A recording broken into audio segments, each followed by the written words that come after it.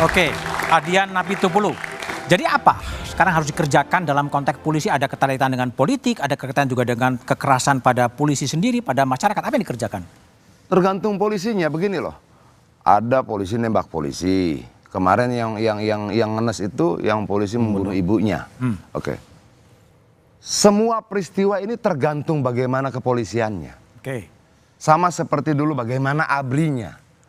Oke, rakyat akan menuntut apa tergantung bagaimana kepolisiannya. Termasuk DPR, termasuk KPK, termasuk lembaga-lembaga lain. Bagaimana dia bersikap, ke situ nanti kemudian rakyat akan bermuara. Salah satu survei Litbang Kompas misalnya. Citra paling positif di antara lembaga negara tertinggi apa?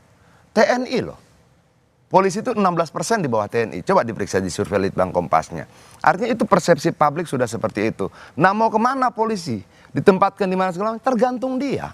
Setuju berarti ya sekarang setuju berarti. Gini, tergantung dia. Kalau kemudian dia tidak mampu kemudian bersikap netral, oke, di bawah presiden, ketika kemudian presiden yang punya ambisi politik, kekuatan polisinya itu gede banget. Tapi kalau di bawah kementerian, menterinya punya ambisi politik, ya lebih kecil dari presiden kekuasaannya. Nggak gitu. Nah, yang kayak begini, mampu nggak polisi menempatkan dirinya? Oke, saya tetap akan netral dimanapun. Ada peristiwa ini, panggil, jelaskan, buktikan. Gampang, bos. Oke. Jangan kemudian setiap pertanyaan dianggap musuh. Setiap wacana dianggap lawan. Setiap perbedaan pendapat dianggap sesuatu yang harus dihancurkan. Nggak bisa. Baik, oke. Gufron, jadi Kompolnas, dalam solusi apa yang Anda tawarkan dalam posisi seperti sekarang ini? Ya, pertama tentu saja kita perlu mendudukan semua persoalan ya, secara jelas ya dari kasus-kasus yang ini ya, maksudnya yang muncul belakangan ini. Apakah itu masalah orang, personil atau masalah institusi? Menurut Anda? Nah, menurut saya apa yang terjadi, maksudnya kasus-kasus yang muncul ini berkaitan dengan, kan di polisi ini kan ada polisi yang baik, ada yang buruk gitu loh. Nah, tentu saja terhadap yang misalnya anggota-anggota yang melakukan penyimpangan perlu ada penindakan-penindakan gitu kan, terkait dengan dugaan-dugaan pelanggaran yang ada. Nah, menurut saya kalau dianalisis secara lebih dalam, ini kan problemnya soal kontrol, soal pengawasan, akuntabilitas. Menurut saya itu yang sekarang penting untuk dipastikan bagaimana ke depan ini agenda yang perlu dibenahi, diperbaiki dan diperkuat. Itu yang penting untuk didorong daripada misalnya soal reposisi yang sebenarnya itu masih debatable gitu. Oke, soal jadi posisi Anda adalah tetap seperti sekarang tapi kontrolnya diperkuat. Karena nggak menjamin juga misalnya dengan meletakkan di bawah kementerian apakah dia akan bebas dari pengaruh politik. Oke, gitu. Bung Hendarsam. Ya, kita kan melihatnya lebih banyak manfaatnya atau mudaratnya. Jadi sebuah kebijakan dan ide-ide yang timbul itu harus berdasarkan suatu hal yang sifatnya komprehensif. Oke. Apakah bukan timbul itu akibat hanya karena masalah oknum-oknum polisi yang berbuat, atau ada masalah terakhir di masalah pilkada ini saja? Apakah itu cukup untuk mereposisi hal tersebut? Itu yang pertama. Yang kedua juga kan, ini kan hal yang sangat fundamental sekali. Kalau kita tadi judulnya tadi kita bicara polisi, ya Polri di bawah Kemendagri. Kalau Mendagrinya adalah kader partai politik, Anda bisa bayangkan, kita bisa bayangkan bagaimana politisasi itu akan jauh lebih masif lagi ke depannya. Kalau presidennya kader Jadi partai dikaji politik, dulu gitu ya. Muradi, jadi apa solusinya yang lebih konkret gitu bisa dikerjakan? Kan di bawah Enggak, saya bisa tambahkan. Enggak, Muradi dulu. di bawah kepala negara kan selalu dari kepala negara, di bawah presiden. Jadi itu yang ideal saya kira. Nah, sekarang mau apa? Kontroversi Ya, yang terjadi. memang ada dua opsi. Opsi pertama presiden yang sekarang, presiden hari ini itu bisa memanggil Kapolri. Memanggil Kapolri untuk menjelaskan kontroversi ini betul atau tidak.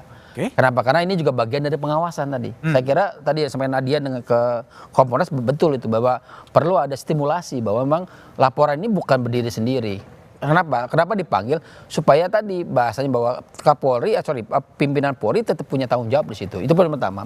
Yang kedua, kalau ternyata misalnya masih berlaku seperti itu, saya kira memang pimpinan negara ini harus bisa mempertimbangkan untuk proses pergantian. Pergantian? Kapolri. Kapolri. Karena apa? Karena posisi Kapolri itu yang paling bertanggung jawab terkait dengan sinyalemen yang ada saat ini. Oke. Artinya buat saya bukan menolak. Yang disampaikan Adian ini, yang disampaikan Adian ini adalah bagian dari sinyalemen. Itu yang kemudian perlu juga direspon secara objektif Boleh nambahin? oleh negara, katakanlah oleh pemerintah dalam Oke, ini. baik, Pak. sebentar. Bung Bambang Rukminto. Ya, saya melihat gini, tadi saya sudah sampaikan bahwa ini adalah problem sistemik gitu loh. Ya, kita tidak bisa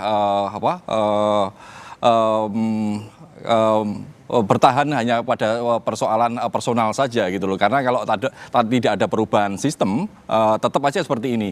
Ketika tahun 50-an misalnya, ketika Kapolri RS Sukanto itu tadi Mas Muryadi menyampaikan juga, itu ada berbagai partai itu tetap saja mereka tegak lurus pada negara gitu loh. Tetapi juga tidak menjamin juga, kalau sekarang ini tidak menjamin ketika berada di bawah Kapolri ditarik-tarik untuk kepentingan politik kekuasaan seperti itu. Apakah tadi kalau Bang pengacara tadi menyampaikan kalau apakah ketika dimasukkan dalam kementerian tidak bisa ditarik-tarik di secara politik kalau kementeriannya itu ada politik. Ini sama saja, bukan persoalan diletakkan di bawah kementerian atau diletakkan di bawah presiden, tapi masalah integritas dari personil Kapolri atau presiden. Ketika presiden memiliki visi kenegarawan, amanlah Polri. Ketika Kapolrinya tegak lurus pada negara, ya luruslah Polri. Tapi kan kita tidak bisa menjamin seutuhnya